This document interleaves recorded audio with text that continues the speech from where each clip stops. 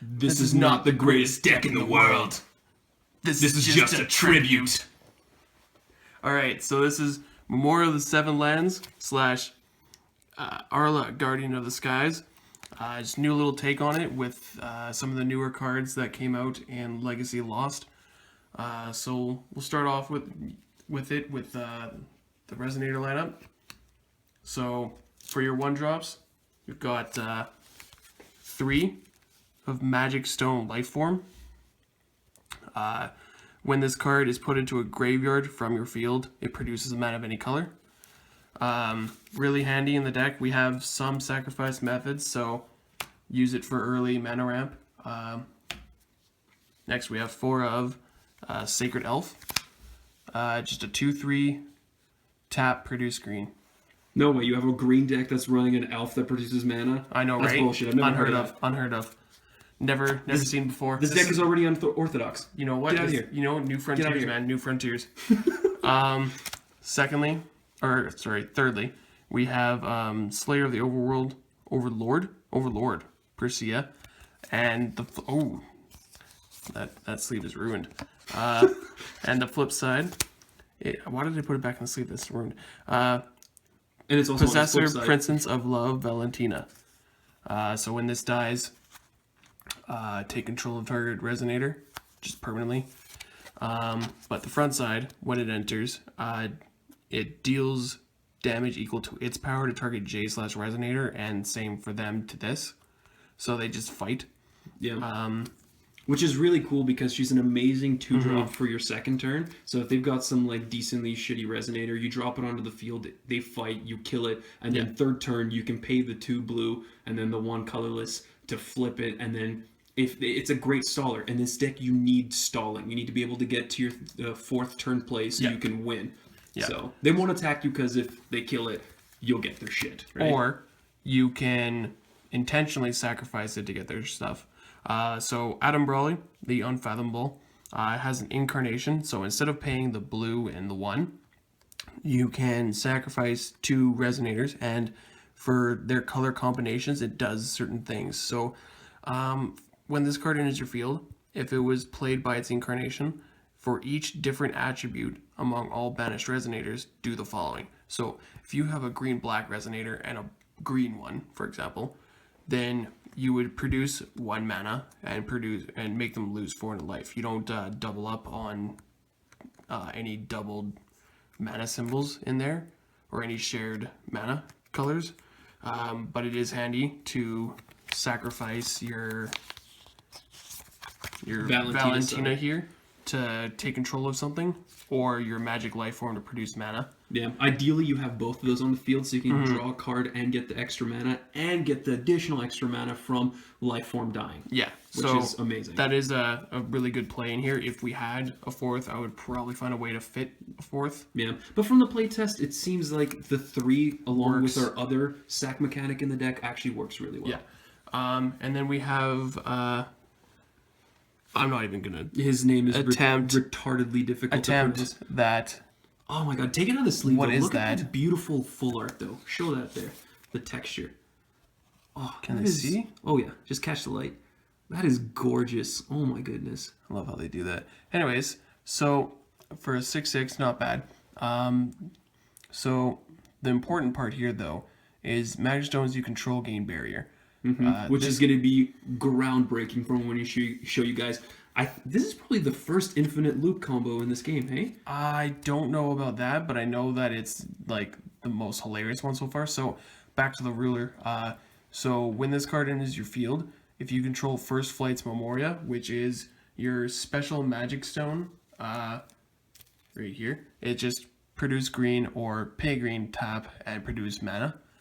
So if you control one of those, when this enters the field, you untap all stones you control and draw a card. If you control all 4, which probably won't ever happen, draw 3 cards instead of 1. Whenever a Resonator you control attacks, recover target magic stone you control. That's the important part. And we'll get back to that a little bit later, but holy crap, is it good. So, magic stones you control gain barrier, so just they can't be targeted. Yeah, so take that, Captain Hook, you ass. This guy gets 1/1 for each magic stone you control with a different name. We control three different different types, kinds in so our- he might eventually be a 9/9, which is nice. When he enters your field, you may banish any number of magic stones you control, and then put the top X cards of your magic stone deck into your field rested, where X is the number of stones you banish. So if you don't have First Flight's Memoria in play, you could banish stones and hopefully see one. Yeah, and you can put your mana to be floating, right? So you can just tap it, produce the mana, have it floating, have this guy hit the field, and then sack those If you things. have more than 3, then yeah. Yeah, the only problem and the only caveat with that is that they come in tapped, so it's not like you're really getting any more value out of it. It's just to fix your mana. Yeah. So now we move into the regalia here. So we have You're still running Regalia? That's so retro. I know, right?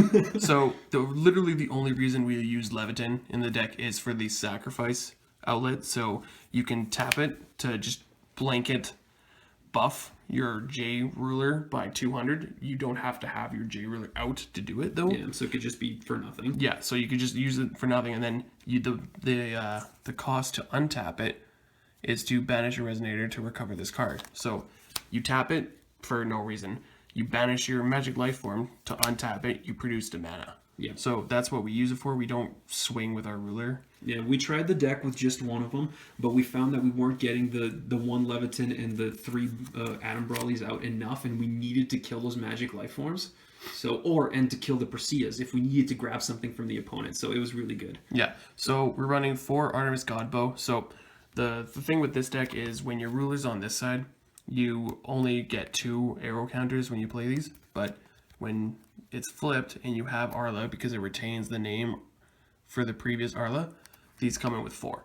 So we have these to work with another card we have, which is Water Transformation Magic. Yeah, it's the first of our chance and additions. Yeah. So when you use this, it's quick cast and remnant, so each card you have 2 uses out of. Target Resonator loses all abilities and becomes a 4/4 bear until end of turn. So you play this, you turn into a bear, you tap Artemis God's Bow, remove an arrow counter from it, and deal 400 damage to target attacking or blocking J/Resonator. So the second ability, remove 2 arrow counters from this card, destroy target addition Resonator, or card enchant standby. It's not used as often. The newer additions are different than the older edition Resonators, so it's not really useful for that, but chance standbys are still used. Oh my god, so much. So if they're running Executioner or they're running the Prison in the Lunar Lake, or just anything that you're afraid of, there might be like one of those fire bombs or whatever. Yeah. Not fire bombs, what is it called? The one that like does 800 damage. Yeah. Or Flame Trap. Flame Trap. Yeah. And you're like afraid you're gonna get totally wiped out. That's perfect. Yeah. And it just doesn't mean anything. I remember when I was running Resord and Dayman here was running those bows, it just completely destroyed me. I had no chance. Yeah. That was back when we first started too. So Fated Return, or Reunion, sorry. So it has 2 options, so choose one. If you control 2 or more Darkness J/Resonators, you may choose both, which honestly doesn't happen often, but is an amazing tutor even without that. So search your deck for a card, shuffle it, and put it on top, or draw a card. So we use it for either or, not both. Yeah, because we don't really run black Resonators in this deck. The chances of having 2 black Resonators, not very likely, almost impossible, but it is better than most other search engines. It's a black tutor. Yeah. It's freaking amazing. It's Yeah. the first really reliable tutor in this game aside from like Rook Egg or anything. I've got it on my Mikage thing. Just, hashtag go check out my other video because it's amazing and I love plugs. But Alright. So Wind Secluded Refuge, when it enters draw cards or replaces itself, really handy. And this deck needs draw. Yeah. It really is. When a spell or ability your opponent controls targets a J/Resonator you control, you may banish this card. If you do, cancel that spell or ability. This beats Black Moonbeam, which is really handy. If this combo that we have planned here is to go off, you need to have your ruler. There's no other way around it, so this is a must-see. We have it at 3. We find that 3 is decent enough. Yeah, it works really well. So another card draw option is rewriting laws. So magic stones you control gain tap, produce mana of any color. Recover up to 2 magic stones you control, so it is free essentially, and you draw a card. So it fixes your mana, which is really needed. and it replaces itself. Yeah. So honestly, if you're running any deck that's got green in it, like as the dominant color, and you're running more than one color in that deck, you should be running at least 3 of those. Yeah. They're freaking amazing. I love them. all right, and I'm gonna show this one here. So we have one eternal recurrence, so just destroy all resonators. Because we don't actually need our resonators for what we need to pull off here. Also, if you look in the background, my boy Mikage's right there, just showing off his skills. Didn't even notice His that. magic skills. All right, and the MVP of the deck. Okay, here we go. Here we go. I Okay. hate using this word, but goddamn, this card is janky when you use it with this particular combination. That dude's name, whatever it is, I cannot even attempt. It's a secret technique. So Really? it is for Really? 2. How did you It's know quick about it? cast. How did you know about this technique? Not quite sure. you It's friends just, with it's him? just kind Is of he a in the friend? name. He's a good buddy of mine. So for quick cast, target magic stone becomes a 1000 resonator with swiftness until in a turn. It's still a magic stone. It's still a magic stone. If they didn't put that one sentence in there, this whole thing wouldn't work. No. So whenever a resonator you control attacks, recover target magic stone you control. You So play the 2 that, of them. you declare attack. It It's taps. just- It attacks. it's just- but then it's it great. untaps itself. Ladies and gentlemen, this is the infinite loop.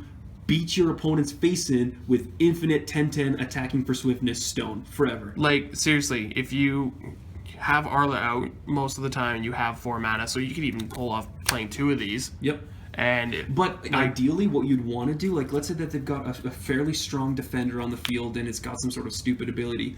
You leave one blue open, you drop a Charlotte's Water transformation magic, and then you just keep beating into them. Yep. You kill that And- one big threat and then just keep swinging. Because essentially, if they have nothing to counter this with, and let's say you've got the barrier dude out too, this thing hits the field, you can swing forever because they declare blockers. Let's say your guys don't die, you just keep swinging until you've done the 40 damage or whatever it is to win. Yeah. Infinite loop. You can't lose. Yeah. Well, you definitely can, but you know, it's pretty hilarious when it works. If you want to run a deck that people won't expect what you're gonna do, because you know this side they have no idea what the hell that is, and people don't ever run these anymore. So, I mean, once this happens a few times, they're gonna know what you're running, just because. But you can catch them off guard a little early, and honestly, back when this came out, this was one of my favorite ones, just because the untapping stones was really nice. Back in the day, you could fill the field with a bunch of like little fairies, for example, and you swing with a fairy, you play 1 cost things, and you just keep going like that. But this is just hilarious, and this entire deck we put together tonight. Yep. Out of Oh, nowhere. well done, man. Magic stones. Oh yeah. So get into the If you haven't magic stones. guessed, we're definitely running 4 of those bad boys. So 4 of these, they're not the greatest stone, but they're actually not the worst of the Memorias, honestly. The other ones aren't as reliable. You know, they're kind of underwhelming, but this, not bad. So pay green and tap it, produce mana of any color. We run 4 of those. We need to see those. We're running 3 Magic Stone of Black Silence, so black-green, and 3 Magic Stone of Deepwood, green-blue. Literally every time. I'm sorry, man. I'm like 16. No, I'm not even 16. I'm 9 years old at heart. First Flight's Memoria is the most important stone you need to see. Yeah, pretty basic. So for the sideboard, we even have a sideboard already made up. we made this all tonight. Okay, so for when we did our testing and stuff like that, the biggest problems we did one against Lumia here, and we did one against this guy. What's this guy's name? The Nine-Tailed Fox is that side, and then Lila's Petal, Agent of Salvation. Yeah, so this dude is gonna become like, I think even more so than Feeth's thing because of his ability to bring in chimeras from outside of the game. And you know, that's he's gonna be the friggin' most competitive. Zero judgment. Like Zero really? judgment, so- Really? Like not even 1? So next Worlds, I think this dude's gonna be at least like 4 of the top 8. It's Easily. ridiculous unless people just find ways to build decks around it. But so this card just brings in stuff for free. They're not even like playing spells, and they're gigantic chimeras, and that's honestly one of the biggest problems. Yeah, so the early game big resonators. So pretty much. We built most of the sideboard specifically for him, but we have countered some other decks in here as well. So So the first card, one of the really important ones, which some people could even mainboard, is Prison in the Lunar Lake. So the wording is really tricky and really confusing. I was confused as hell when I first read it. Same here. So the way that these chance standbys work as well is you can actually have it in hand, and when the trigger is happening, you can pay it for the 3 and play it like an instant. So, or pay it for 2 face down and then have it in chance standby. So when your opponent plays an automatic ability of a resonator they control that was put into the field from a non-field zone this turn, while you control a water magic stone, cancel that ability and destroy that resonator. So all of the chimeras have a enter ability. So this cancels that ability and destroys them. Same thing for Captain Hook. Same thing for really anything. The Winged Seraph that drops Lucifer, Lucifer himself, anything. That one Valentina that enters the field and it takes control of something. Yeah, this is an amazing card for it. When you're playing these, we have an fourth Magic Stone to Deepwood to be played with it. Yeah. To replace one of your